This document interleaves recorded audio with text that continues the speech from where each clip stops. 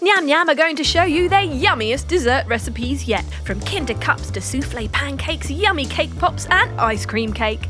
So, let's get started.